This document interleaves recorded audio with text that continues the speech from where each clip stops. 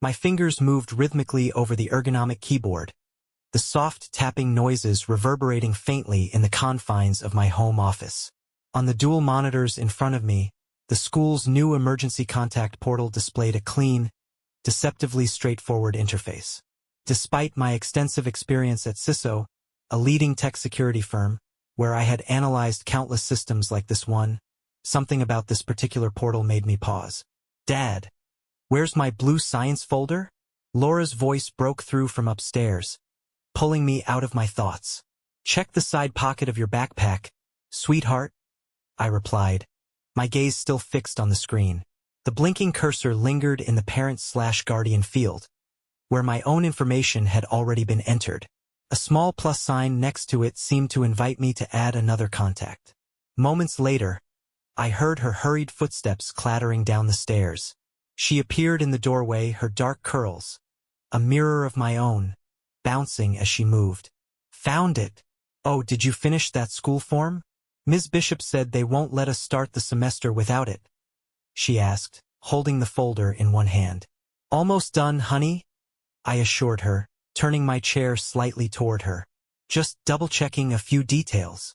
"Mom already filled out her part yesterday," Laura informed me, adjusting the strap on her backpack. "She told me to remind you not to forget the medical section." Acknowledging her with a nod, I refocused on the portal, navigating to the medical authorization section. My professional credentials automatically granted me deeper access into the database, a process I could practically do in my sleep. As a habit, I skimmed through audit logs, checking timestamps, access patterns, and linked documents. Then, something unexpected caught my attention. A name. Second Father Albert Cross. The words landed like a punch to my chest. My throat tightened as I clicked on the entry, bracing myself for a technical error. But what loaded next was no glitch. The screen filled with more details. Emergency contact permissions, authorized pickup rights, even attendance records for parent-teacher conferences, all logged over the past 2 years. I fought to keep my voice steady as I turned toward Laura. "Laura?" I asked. "Who is Albert Cross?" The silence that followed was deafening. When I swiveled back around, she had vanished, her hurried footsteps echoing up the stairs. Years of security training kicked in, guiding my hands as I dug deeper into the system. Each click uncovered another layer of a reality I hadn't anticipated. My stomach churned as I opened the medical records. Genetic testing results from 3 years ago stared back at me, with a name listed as the requester. Albert Cross. His name loomed on the screen in bold black letters, as if daring me to confront it. A buzz from my phone jolted me from my stunned silence. A text from Carmen. "Picking up Laura for lunch with her study group. Back by 3. Study group? The unease in my gut sharpened. I opened Laura's school calendar, my pulse quickening. Every Thursday lunch for the past year was marked as Study Group, Dr. Young, Advanced Science Program. The calendar was shared, not just with me and Carmen, but also with Albert's account. A cold sense of purpose settled over me. I launched a secure terminal, my fingers moving on autopilot. Within moments, Albert Cross's digital presence sprawled across my screens. CEO of GlobeTech Solutions, Harvard MBA, renowned tech speaker. A photo of him surfaced, tall and imposing, his silver-streaked hair a mark of authority. He stood confidently behind a podium, addressing an audience. My stomach churned as I recognized the backdrop of the image. It was from last year's cybersecurity summit. I had been there. The sharp ring of my office phone startled me, its caller ID displaying Rival Tech. I ignored it, letting it roll to voicemail. Something else demanded my attention. A social media post, unearthed by one of my specialized tools, appeared. The photo was from 6 months ago. Laura stood proudly at a science fair, holding a first-place ribbon. Beside her, one hand resting familiarly on her shoulder, was Albert Cross. The caption read, "So proud of my brilliant girl. #father-daughter moments." Though the post had been deleted, my tools had cached it. My breath caught as I read the comments. Familiar names, friends, colleagues, even family members, were congratulating them like this was an ordinary, celebrated reality. Not one of them seemed surprised by Albert's presence. I sat there, frozen, as waves of confusion and disbelief rolled through me. My email chimed, dragging me back to the moment. A calendar reminder flashed on my screen. Laura's violin recital, next week. My thoughts spun, fragmented, as I tried to reconcile this new, disorienting reality. Albert just a name in a database anymore. He was an undeniable presence in my daughter's life. One I hadn't seen coming. Albert's hand rested on Laura's shoulder in the photo. The caption beneath it read, "So proud of my brilliant girl. #father-daughter moments." A corporate alert pinged in my email, a protocol breach notification. I let out a bitter laugh. 15 years of building unbreakable digital fortresses. Yet I hadn't noticed the breach festering in my own family. The sound of the front door opening echoed from downstairs. Carmen's voice floated up. "Laura, don't forget your violin. Albert's picking you up at 4. I shut my eyes, the puzzle pieces falling into place. Carmen's late-night calls she'd labeled work emergencies. The weekend client meetings. Laura's sudden immersion in advanced science programs, so different from her usual artistic pursuits. Turning back to my laptop, I opened a blank document.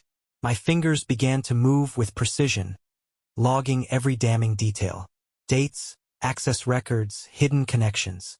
3 years of deception laid bare in black and white. At 3:10, the sound of violin scales drifted softly from downstairs. I glanced at the clock. 50 minutes until Albert arrived. Gripping my phone, I sent Carmen a message. "We need to talk. Now." The clack of her heels against the marble floor heralded her entrance. She walked into the kitchen, her expression calm, unreadable, devoid of guilt. "How long?" I asked, my voice steady but ice-cold. She froze mid-step, her face unchanging. "Do you really want to get into this?" 50 minutes before Laura's lesson. "You mean Albert's lesson." I rotated the laptop toward her, displaying the timeline I had compiled. Lessons, pickups, conferences, it was all there. Carmen's laugh was sharp and foreign. "You think you're the only one with secrets?" I stared at her, unflinching. "Answer the question." Her tone softened, cutting deeper than her words. "We met at a tech conference 4 years ago. The one you skipped for Singapore. Albert actually noticed me, Mason. Not as someone's wife, but as a person. With ideas. With ambitions." Her words hung in the air, heavy and unrelenting. "And Laura?" My voice cracked slightly. Carmen didn't blink. "We didn't plan it. It just happened. Albert became involved in her life. He believed in her future while you were preoccupied with your firewalls and protocols. He was building connections while you were shielding yourself."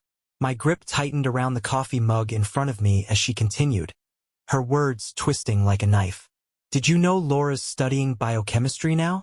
She's hoping to cure genetic diseases. Albert's been guiding her, introducing her to people who can actually make that happen." "And my father?" I pressed, my thoughts darkening. "What's Samuel's role in this?" Her laugh returned, colder and sharper this time. "Samuel recognizes potential when he sees it. That beach house you think he's just letting us use for weekends? Is part of a trust he's managing for Laura. For her future. A future with her real father." My stomach churned. "Real father?" I repeated, tasting the bitterness of the words. "Is that what you've had her calling him?" Carmen's voice turned venomous. "We never told her to call him anything. She chose that herself. He's been there for her, helping with projects, attending her events. He's put in the time, real time." A thudding from the stairs signaled Laura's approach, her violin case bouncing against each step. "That's Albert," she called out, her voice brimming with excitement. "Mom, are you coming to watch today?" Carmen shot me a final look, her eyes alight with quiet defiance. "Of course, sweetie. I'll be right there." Then, lowering her voice, she added with icy precision, "Make a scene now, and you'll only hurt Laura. Is that really what you want?" I stood motionless as Laura rushed past me, her joy evident in every step. She flung the door open, and Albert's voice, warm, confident, fatherly, floated inside. There's my girl. Ready for that new piece. Carmen grabbed her purse, her eyes never leaving mine. We'll discuss this later. Use this time wisely, Mason. Albert has resources you can't even fathom. Don't do something foolish. I watched from the kitchen window as the three of them climbed into Albert's car. Laura in the back, Carmen in the front, Albert opening doors and sharing smiles. They looked like the perfect family. The sight turned my stomach. Turning back to my laptop, I opened a secure browser and began a deep dive into Albert Globetech Solutions. Known for its aggressive acquisitions and innovative leadership, the company was a rising star in the tech world. But I wasn't here to admire it. They thought I was just a man who built walls to protect. They were about to learn I could tear them down, too. This wasn't just an affair. It was a methodical, calculated takeover of my family, my daughter, my life. And if Albert he could orchestrate this unchecked, he was gravely mistaken. I knew exactly how to dismantle him.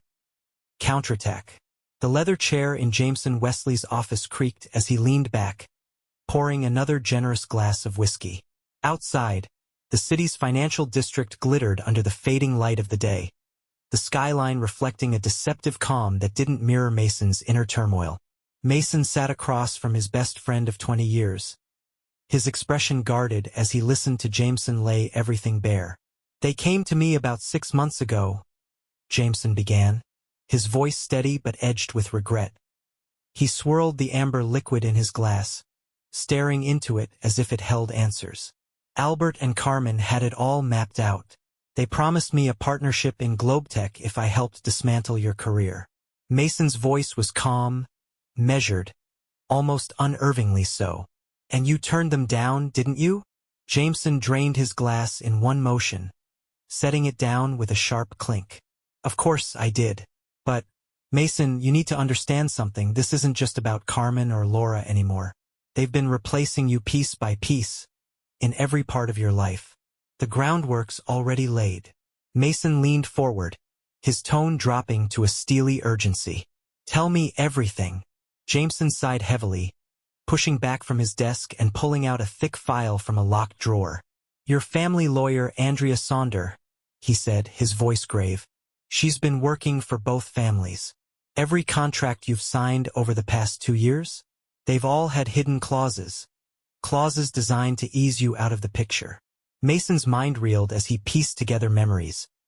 Property transfers, investment accounts, even Laura's trust fund. Every document Andrea had ever handled suddenly felt like a betrayal etched in ink. How did you find out about this? He asked, his voice tight. Jameson's hands trembled slightly as he opened the file, revealing a pile of partnership agreements and legal documents. They wanted me to oversee the financial transition, he admitted. Look at these. The language is subtle, but it's there. Authority transfers, contingencies triggered by personal misconduct or so-called negligence. Mason scanned the pages, his trained eye picking apart the intricate web they had woven. Several of the shell companies listed were ones he had already flagged in his own investigations. And Dr. Leapman? Mason's jaw tightened at the mention of their couple's therapist. Jameson let out a bitter laugh. She's been working with Carmen and Albert for months, coaching them. There are session notes, recorded conversations, all focused on shifting Laura's emotional loyalty. They've weaponized your own therapy sessions, Mason. Before Mason could respond, his phone buzzed. He glanced at the screen, his stomach sinking as he read the message. Laura is staying at Albert's tonight. She has a science project deadline tomorrow. Jameson shook his head, his tone filled with disgust. They've planned for everything. School records, medical authorizations, hell, even your father's been involved. Samuel's been moving assets through offshore accounts, acting as their financial advisor. Mason's voice turned hard, colder than he'd ever heard it. My own father? Jameson nodded grimly. They've been at this for years. Albert's company is gearing up for a hostile takeover of your firm. Once that's done, you'll lose everything. Your job, your reputation, and worst of all, your access to Laura. Mason shot to his feet, walking to the window. Below, The evening traffic flowed like a river of lights, oblivious to the storm raging in his mind. He stared out, his reflection glaring back at him in the glass. "How many people are involved?" he asked quietly. Jameson joined him at the window, his tone weary. "The network is massive. Business partners, family, friends, even people on your own security team. They've been building this web for years, testing every thread, making it stronger." Mason turned to him, his voice flat. "And you? They offered you a partnership." Jameson met his gaze without hesitation. "I turned it down. You're my best friend, Mason. 20 years of friendship still means something to me. But beyond that, what they're doing is not just unethical. It's vicious. They're not just replacing you. They're erasing you." Mason's phone buzzed again, pulling his attention. He opened the notification to find a photo from Carmen. Laura stood in Albert's home office, surrounded by sleek scientific equipment. Her face radiated pure excitement, her hands poised over a microscope. The caption read, "Future scientist at work. #proud parents." Mason's jaw clenched as he stared at the image, the bitterness rising like bile in his throat. "I need names," Mason said, his voice firm. "Every person involved, every connection, every detail you can remember." Jameson's eyes flicked toward him before nodding, retreating to his desk. "I've kept records. Dates, conversations, meetings, but Mason..." He hesitated, pouring himself another drink. "What are you planning to do? They've already won over most of the key players." Mason's gaze drifted to the mental image of Laura, her smile glowing in Albert's carefully constructed world. Carmen's cold laughter echoed in his mind, a reminder of how meticulously Albert had inserted himself as the ideal father figure. It was all so deliberate, so insidious. "They think they're the architects of this whole thing," Mason finally said, his voice calm yet brimming with a dangerous resolve. "But they forgot one critical detail." Jameson frowned. "And what's that?" Mason turned from the window, his expression sharp, his eyes blazing with determination. "Every system has vulnerabilities. Every network has weak points. And I've spent the last 15 years perfecting how to find them." Recognition dawned in Jameson's eyes as he took in Mason's expression. It was the same look Mason had worn countless times before when chasing down security breaches. "You're going to fight back." A grim smile tugged at Mason's lips. "This isn't over." Focused and determined, Jameson set his glass aside. "Whatever you're planning, count me in. Someone needs to make them face the consequences." Mason nodded, already calculating his next moves. They thought they had crafted the perfect trap, a web designed to erase him from his own life. But they had underestimated him. Now it was his turn to unravel their plans, thread by thread. The glowing monitors in Mason's home office illuminated the darkness, each screen displaying another piece of Albert Cross's empire. Financial transactions, shell companies, corporate agreements. It was all there, laid bare by weeks of relentless work. It had been 2 weeks since Jameson's confession, and not a single hour had been wasted. Every lead had been pursued, every document scrutinized, every digital trace followed. "Mr. Morrison?" A voice broke through the quiet. Mason straightened. "Patricia Hamfrey. Thank you for agreeing to talk." "Call me Patricia?" she replied, her voice tight, betraying a mix of nerves and frustration. "I got your message about Albert Cross. How did you know about the harassment case he buried 3 years ago?" Mason navigated through a series of encrypted files with practiced ease. "The same way I uncovered his cryptocurrency holdings, by following the breadcrumbs. All it took was connecting the dots."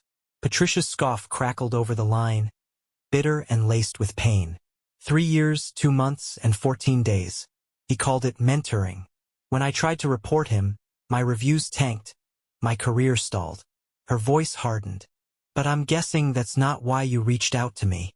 "No," Mason replied evenly. A new document flickered on his screen, revealing a labyrinth of financial transactions. "I need someone who knows Globetech's internal systems.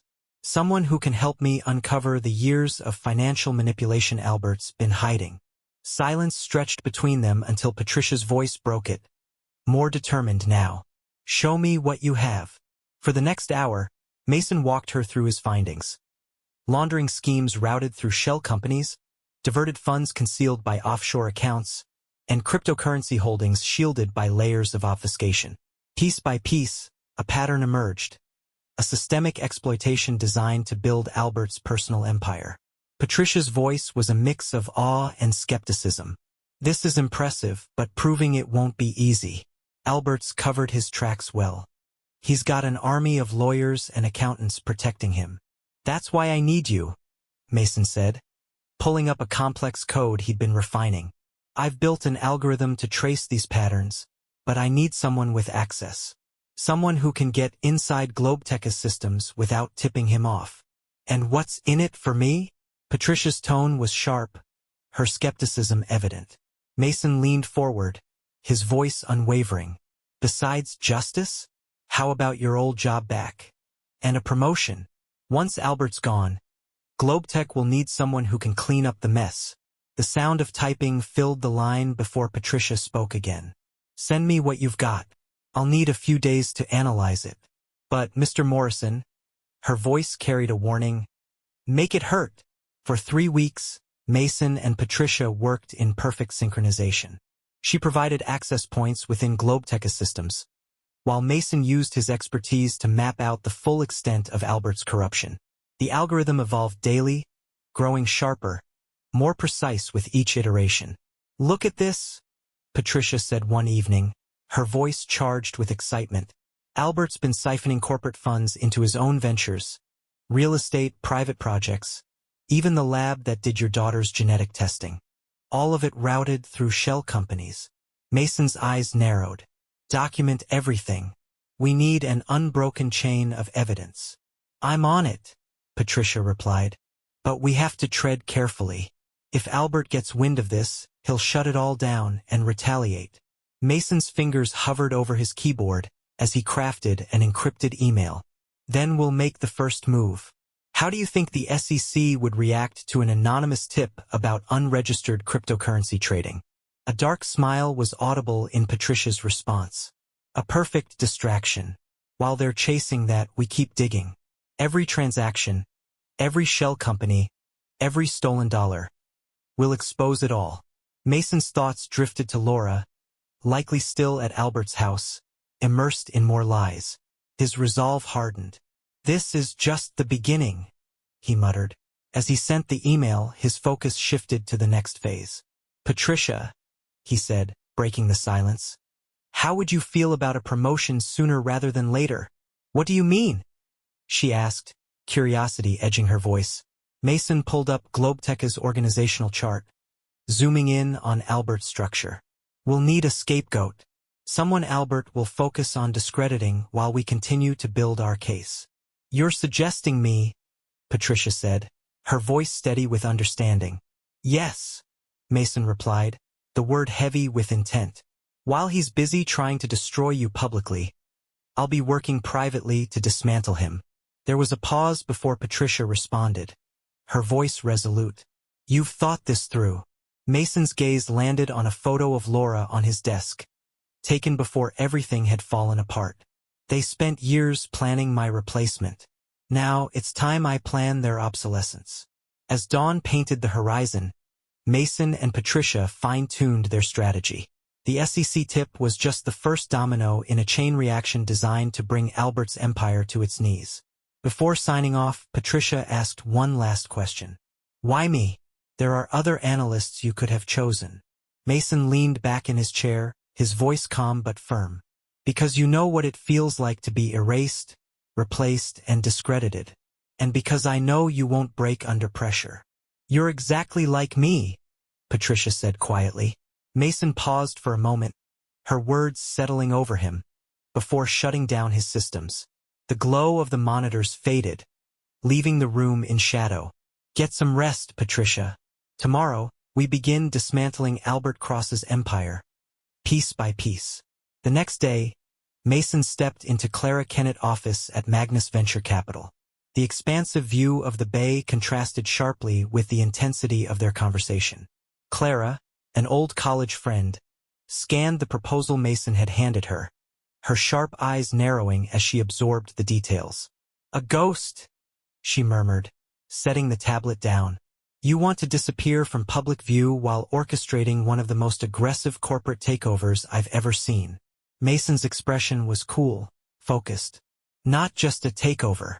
A complete dismantling of Albert Cross's life, the same way he tried to dismantle mine. Clara leaned back in her chair, her sharp gaze flicking to the documents. These subsidiary companies, every one of them is vulnerable to acquisition. But timing is everything. "That's where the ghost protocol comes in," Mason said, leaning forward. "For the next 3 months, I need to appear as though I'm spiraling out of control. Missing meetings, showing up drunk to functions, having a very public breakdown. All the while, we'll be coordinating the takeover in secret." A slow smile spread across Clara's face. "Clever. But why Magnus Venture Capital? Why come to me?" Mason's voice was tinged with strategy. "Because you're the last person they'd suspect. Albert thinks he knows all my connections, but he doesn't know about the summer we interned at Goldman Sachs, or how you helped me when my father betrayed me."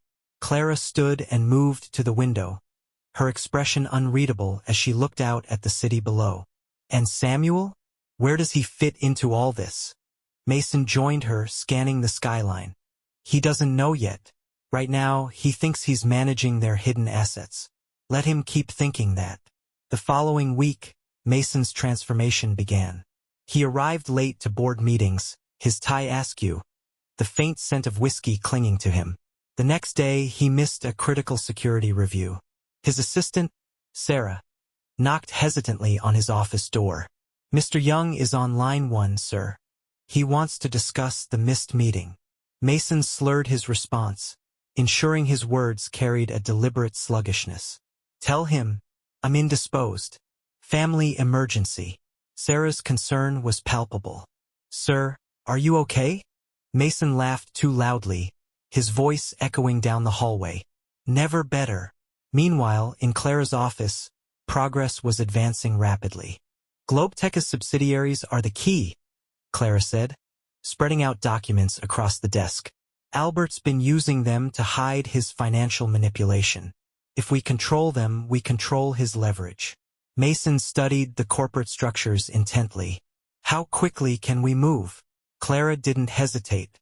"The first acquisitions are already underway through our shell companies. Albert's too distracted by your public breakdowns to notice." For weeks, Mason's performance was flawless. At corporate events, he played the part of a man unraveling, slurring his words, ranting about betrayal, and drawing attention away from the real plan. One night, he stumbled into a high-end restaurant where Albert and Carmen were dining. "Well, if it isn't the happy couple," he slurred, swaying as he approached their table. Albert's expression shifted to concern. "Mason, let me call you a car." Mason let out a bitter laugh, his voice cutting through the murmurs of the other diners. "So you can take my ride too? Like you took my family?" Carmen's cheeks flushed as she darted nervous glances around the room. "You're making a scene."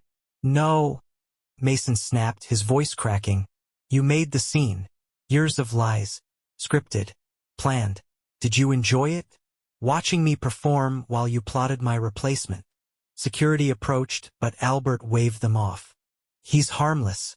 Just a man in denial." Mason allowed himself to be escorted out, stumbling convincingly until he was out of sight. Straightening, he checked his watch and made his way to Clara's office. Inside, Clara greeted him with her usual professionalism.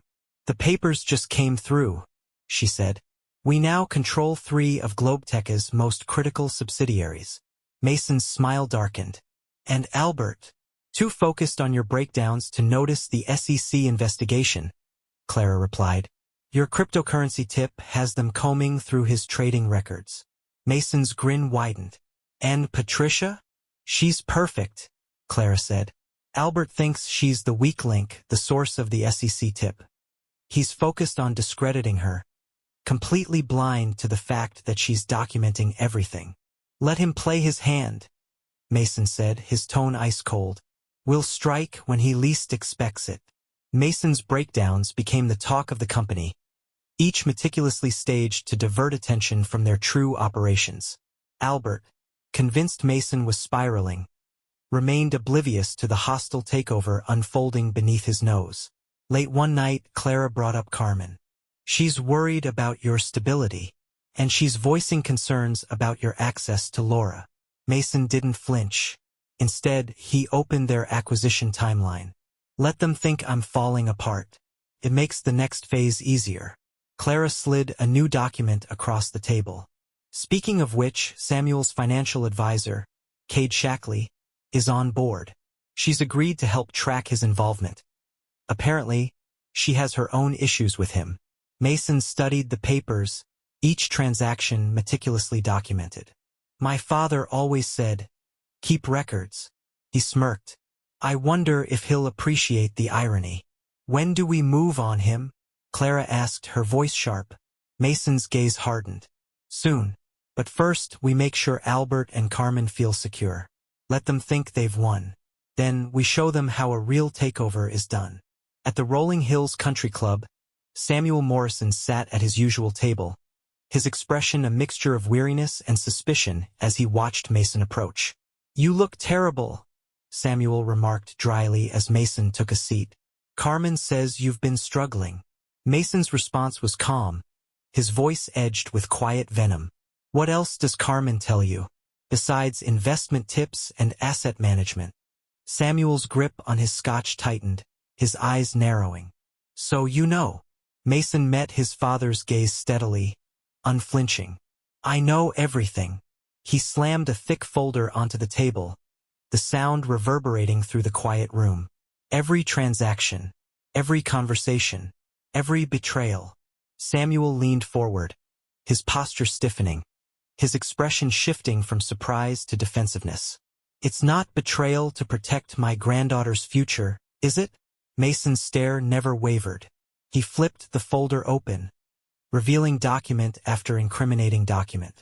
"Albert has resources, connections, opportunities you never bothered to save for me," Mason said, his tone razor-sharp. He tapped the "Patricia Humphrey has been thorough tax evasion, fraud, illegal transfers.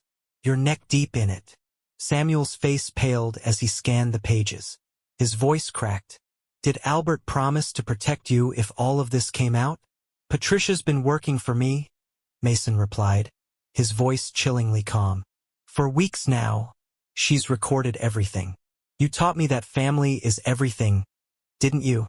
His words were heavy with irony. "Remember? After Mom died, it was just us. Family first. Nothing else matters." "Mason," Samuel's voice broke, the mask of composure slipping. "I was protecting the family, protecting Laura's future. By helping them erase me?" Mason countered, his tone cutting. He slid a document across the table, its weight symbolic of the betrayal it outlined. "This is from 3 months ago. You helped Albert set up a trust that would activate the moment I fell apart. Were you planning my breakdown, or just preparing for it?" Samuel's eyes widened as he stared at the document, the realization hitting him hard. "How did you get this?" Mason leaned back, his gaze like steel. "The same way I got everything else, by paying attention, by following the money." The silence stretched between them, taut and heavy, before Mason broke it. "Here's your choice, Dad. Help me destroy them, or I'll send proof of your tax evasion and fraud to the IRS." Samuel flinched. "You wouldn't. The same way you wouldn't destroy your own son?" Mason's voice was icy, his words slicing like a blade. He leaned in closer, his expression hard. "Maybe Albert's right. Maybe Laura does need a different kind of father. One who understands that loyalty isn't negotiable." Samuel's eyes searched Mason's face, really looking at him for the first time in years. Gone was the boy who had once craved his approval. In his place was a man forged by betrayal, a man Samuel himself had played a role in shaping. "What do you want me to do?" Samuel asked, his voice barely above a whisper, broken and resigned. "First," Mason said, sliding another document across the table, "transfer the beach house into Laura's trust. This time, I'll be the sole controller. Samuel's trembling hand reached for the document. Mason continued, his voice unwavering. Then you'll help me dismantle Albert's empire. Every asset, every account, every shell company, every last transaction. Samuel hesitated, his hand hovering over the pen. Do you think they'll forgive me? Mason stood, his expression unreadable, his voice cutting and cold. Like I'll forgive you? Samuel's hand shook, but he signed the papers. His voice was barely audible as he murmured, You've changed. Mason's lips curled into a grim smile. I've just learned to play the game you taught me. Family first. Nothing else matters. The murmurs of the crowd grew louder, swelling into a cacophony of disbelief and condemnation. Corporate espionage, the SEC agent announced, her voice cutting through the noise as she typed rapidly into her tablet. This could lead to federal charges, Mr. Cross. Albert gripped the podium tightly with both hands, his desperation palpable. This is all a misunderstanding, he stammered. I've never leaked any information. Patricia's fingers danced across her keyboard, unflinching. The screen behind Albert shifted, revealing a cascade of digital signatures and encryption keys. You might not have realized it, Patricia said coolly, her tone sharp enough to slice through the tension. But each of these transactions was signed with your personal encryption keys. Every email, every transfer, every leak. There's a trail and it leads directly to you. Albert's face went pale, his breath hitching as he stared at the damning evidence. What he couldn't know, what he would never know, was that Mason had planned every detail meticulously. The encrypted files had been planted, the transactions executed with precision, creating an airtight chain of evidence that now pointed squarely at Albert. The stunned silence was broken by the board chairman's firm voice. Given these revelations, I call for an immediate vote of no confidence in the CEO. Albert's voice cracked as he pleaded, his composure crumbling under the weight of his downfall. You can't do this. I built this company. Clara stepped forward, her gaze steely, her words slicing through Albert's delusion. You didn't build a company, Albert. You built a house of cards, and now it's falling. The vote began. Albert's control, painstakingly constructed over years of manipulation, slipped completely from his grasp. Security moved toward the podium, their silent approach speaking volumes. Albert's frantic orders fell on deaf ears, drowned out by the chaos erupting in the room. Patricia remained calm, her fingers steady as she sent one final message. Phase 1 complete.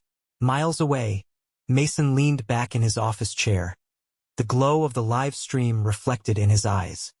He watched in quiet satisfaction as every carefully orchestrated move came to fruition. The SEC investigation, Clara's strategic takeover, and the irrefutable evidence of Albert's corporate espionage. But this was only the beginning. The true devastation was personal, and Carmen was next. Carmen's Tesla hummed to a stop in the circular driveway of her Mediterranean-style mansion. She had left the shareholders' meeting early, unsettled by Albert's increasingly desperate calls. Something felt off.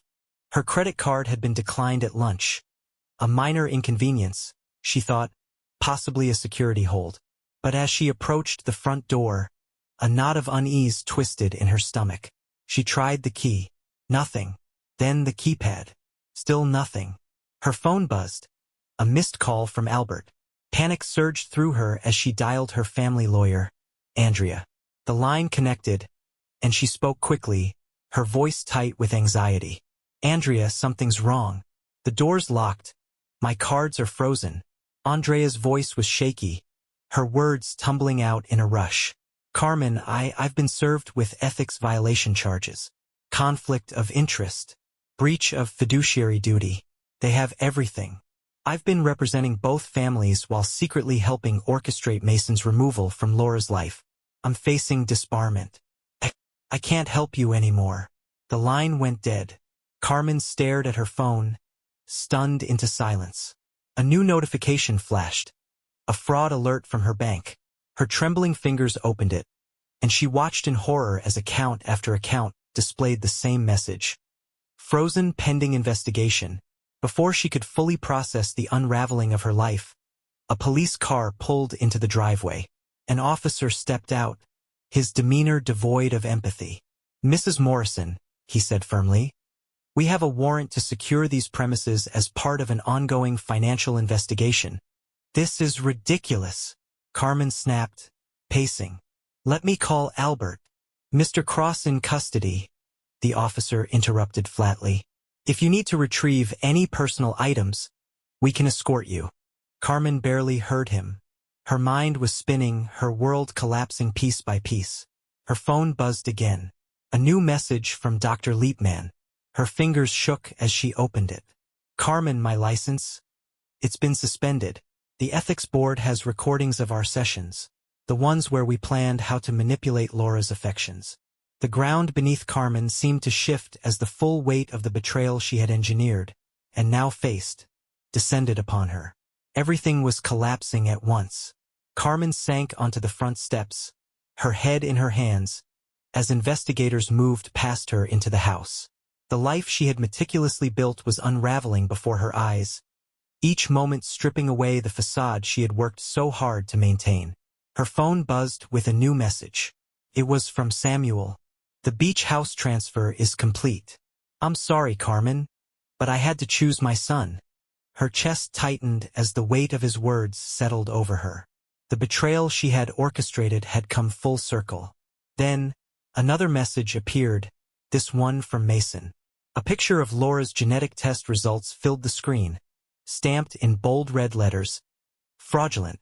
The caption beneath it cut like a blade. "The lab traced directly to Albert Cross." Carmen's breath hitched, her heart pounding in her chest. An officer returned, his voice cold and devoid of sympathy.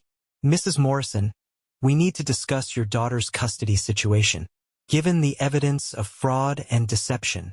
"No," Carmen whispered, shaking her head in disbelief. "You don't understand. We did everything legally. The school records, the medical authorizations, it was all legitimate." A voice from behind her stopped her mid-sentence. "Legitimate." She spun around, her heart sinking as she saw Mason standing at the bottom of the driveway. His business suit was immaculate, his expression sharper and colder than she had ever seen. "Every legal document establishing Albert's paternal rights was built on lies," Mason said, his voice heavy with disgust. "Just like everything else in your life." Carmen's throat constricted. Her voice wavered as she asked, How did you destroy my network so completely?" Mason's smile held no warmth, only the shadow of long-earned satisfaction. "I learned from the best. You and Albert spent years erasing me from every part of my life. I just returned the favor." Her knees buckled beneath her, and she collapsed onto the steps. But Mason wasn't finished. "Where's Laura?" she asked, her voice cracking under the weight of desperation. "Safe," Mason replied, his gaze unwavering. "Away from people who tried to steal her with fake documents and twisted emotions." He glanced at his watch, his expression unmoving. "Dr. Liepman's suspension is official by now. Andrea's disbarment begins next week. The SEC has Albert, and you?" He gestured to her phone, the locked door, and the officers combing through her home. "You get to watch it all burn." Carmen's legs gave out entirely, and she crumpled onto the front steps, the wreckage of her perfect life surrounding her.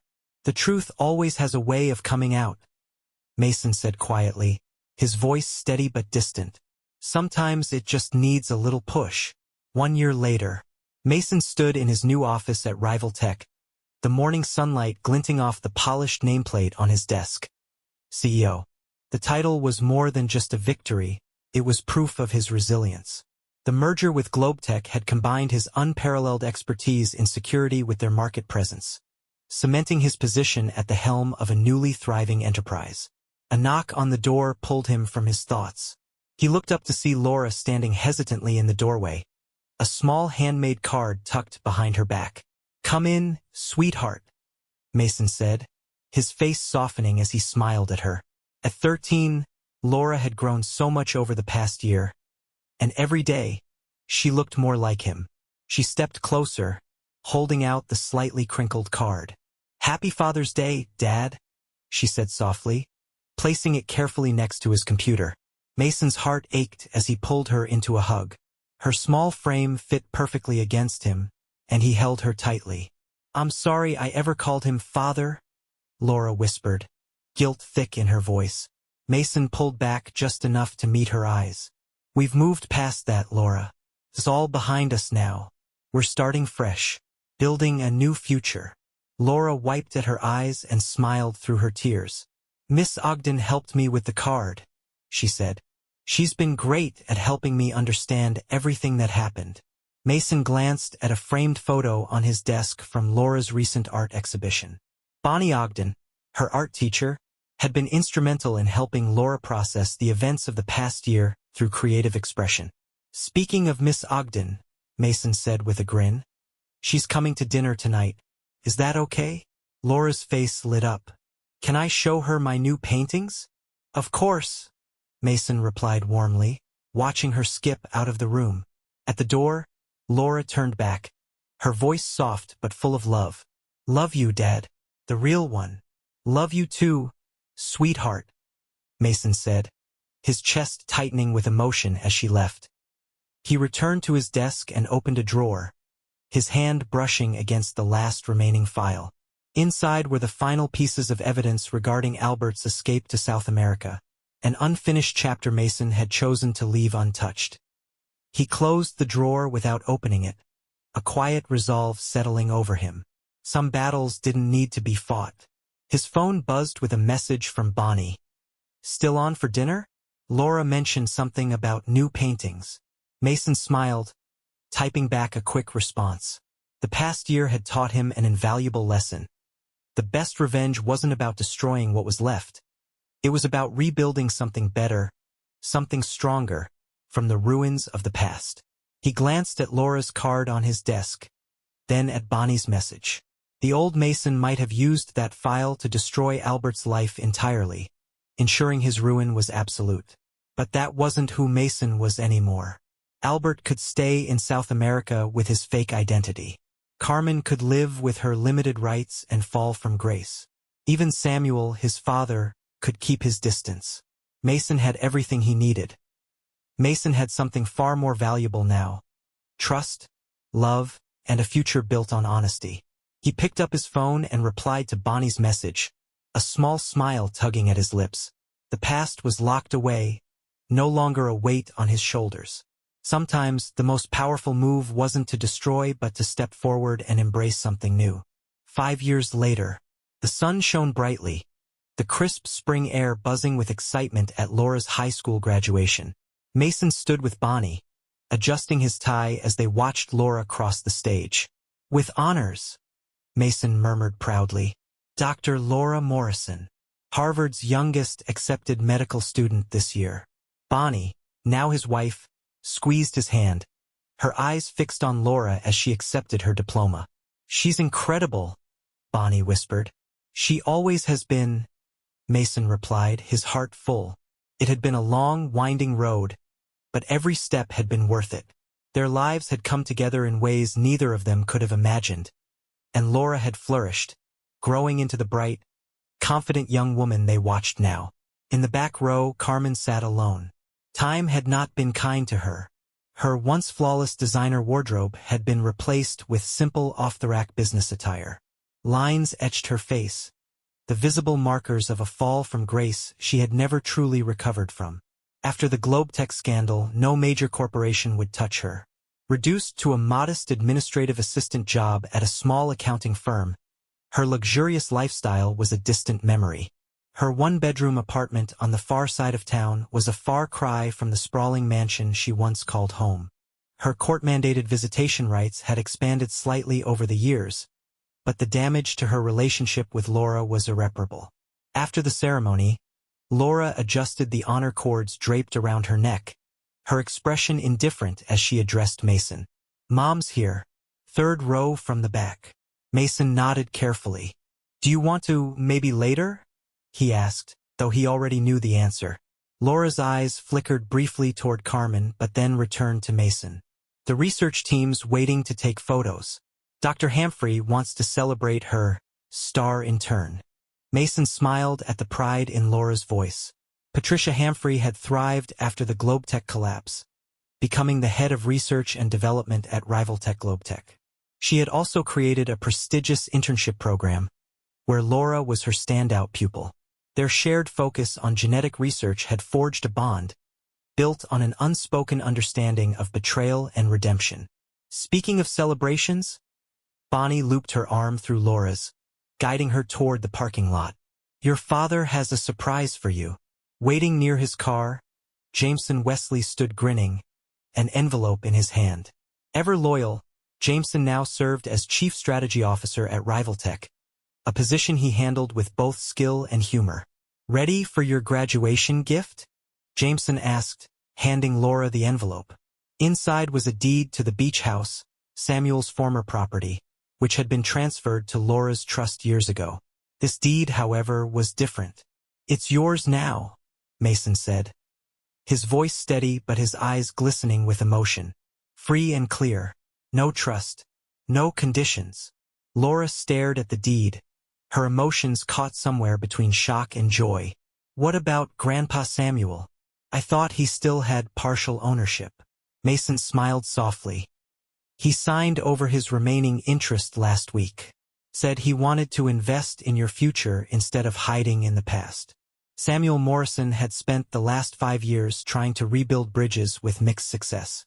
His relationship with Mason was complicated, a tenuous connection held together more by shared regret than familial warmth.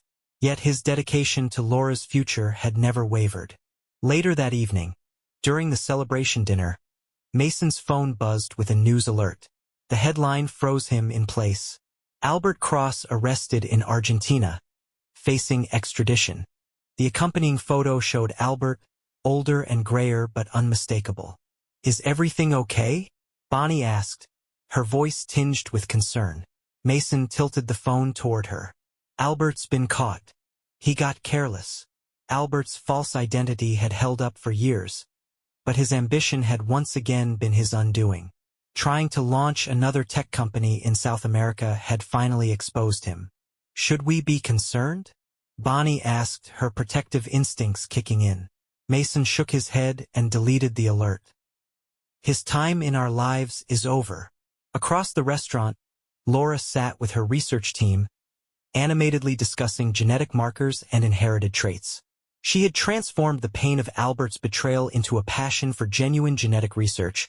Her work with Patricia focused on creating better tests for hereditary diseases, a direct response to the fraudulent test results that had once deceived her. The celebration dinner was filled with familiar faces. Clara Kennett, whose venture capital firm had soared after the merger, shared a toast with Rachel Jenkin, who had turned her expertise into a thriving corporate compliance consultancy. Even Dr. Leapman had rebuilt her career, now specializing in helping families heal from betrayal instead of facilitating it. As Mason glanced at his daughter, surrounded by people who genuinely believed in her, he felt a deep sense of peace. "Dad!" Laura's voice pulled him from his thoughts. He turned to face her, his heart swelling with pride. "Yes, sweetheart." Laura leaned in, her voice soft but steady. "Thank you for everything." Mason placed a hand on her shoulder, his voice warm and sincere. "You're my everything, Laura." And as they embraced, the past felt farther away than ever. Mason had finally found what he had fought so hard for. Not revenge, but a life worth living. "Dr. Humphrey wants to know if I can start my internship before Harvard." Laura called excitedly from her seat, her face glowing with anticipation. Mason couldn't help but smile at her enthusiasm. Over the last 5 years, Laura had blossomed from the troubled 12-year-old she once was into a confident, driven young woman. Her sharp intellect, inherited from Mason, paired seamlessly with her creative flair. A gift from Bonnie, giving her a unique perspective that continually impressed her mentors. From a distance, Carmen sat alone at a corner table. Invited out of protocol, her presence was a faint shadow of her former self.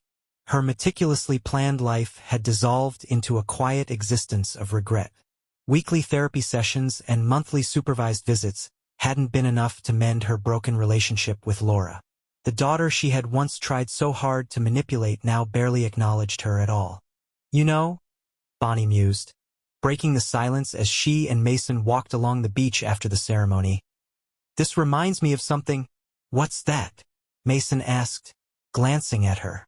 That conversation we had in my art room, right after everything fell apart, Bonnie said with a soft smile. Laura was so lost, so hurt. You asked if I could help her work through it with art therapy. Her gaze turned wistful. I never imagined it would lead to this.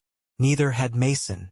Bonnie's quiet support had guided Laura through her darkest moments, helping her rediscover herself first through art, and later, through the science that now fueled her passions. Their friendship had grown naturally into love, culminating in their quiet wedding 2 years ago. Laura had stood by Bonnie's side as a bridesmaid, her heartfelt speech moving everyone in the room to tears. Just then, a breaking news alert lit up Mason's phone. Andrea Sonder, former legal counsel at Globetech, denied reinstatement to the bar. Another remnant of the past, swept away. The network that once enabled Albert and Carmen's schemes had finally crumbled into irrelevance. Later that evening, Mason sat in his home office, the quiet hum of the house enveloping him. Logging into the secure platform he had developed for the merged company, he reviewed the dashboard. Ethical growth, steady and sustainable, everything Albert's leadership had lacked.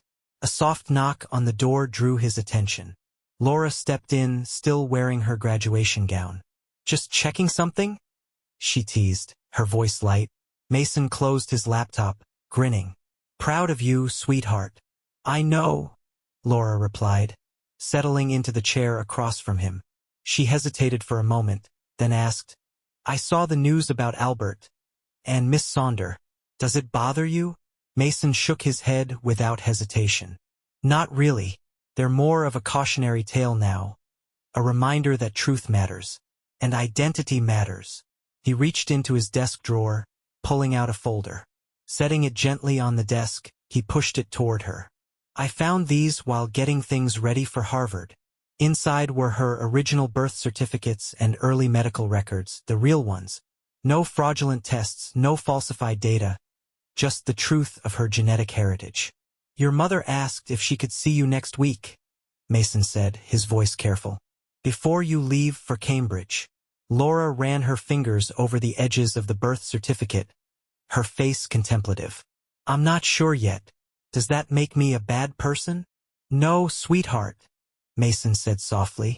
It means you're being true to yourself.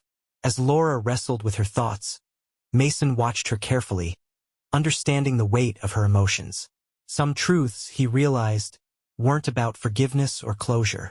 They were about owning the past and finding peace with what could never be undone. Through the open window, Bonnie's gentle voice carried in as she set up Laura's studio in the garden. The space, built with care and intention, had become Laura's sanctuary, a place where her scientific curiosity and artistic spirit could finally merge. You know, Laura said suddenly, adjusting her gown as the cool evening air settled in. It's kind of ironic. What is? Mason asked, intrigued. They tried so hard to control everything, Laura replied, a bittersweet smile playing on her lips. But in the end, they missed the one thing that really mattered. And what's that? Laura turned to him, her smile softening. It's not about papers or DNA tests or who's legally in charge. It's about showing up. Every day. Through everything. That's what makes someone a father. Mason's throat tightened as Laura wrapped her arms around him. He held her tightly, letting her words settle between them, their meaning profound. 5 years ago, Laura had been a lost, hurting child. Today, she was a confident young woman, turning her pain into purpose. From the garden, Bonnie called again, her voice warm and inviting. The studio's ready. Laura stepped back, wiping a tear from her cheek. She smiled up at Mason. Let's go. One last painting before the real world takes over. Lead the way, Dr. Morrison, Mason replied, masking the lump in his throat with a grin. As they walked toward the garden, Mason's phone buzzed. It was a message from Samuel. Proud of you both. The trust was never about money. It was about believing in her future. Mason slipped the phone back into his pocket, watching as Laura and Bonnie set up the easel in the golden light of the evening. Albert and Carmen had tried to tear apart everything he'd built, but they had failed to grasp one simple truth. Real families aren't forged in courts or contracts. They're shaped in everyday moments, in the quiet, unwavering presence of love. As the sun dipped below the horizon, casting the garden in a warm glow, Laura's laughter floated on the breeze, mingling with Bonnie's gentle voice. Mason allowed himself a moment to reflect. The true victory hadn't been in revenge or even justice. It had been in building something better, something stronger. The past was a lesson, not a life sentence. And as the waves crashed softly in the distance, Mason knew he had finally created a future worth cherishing.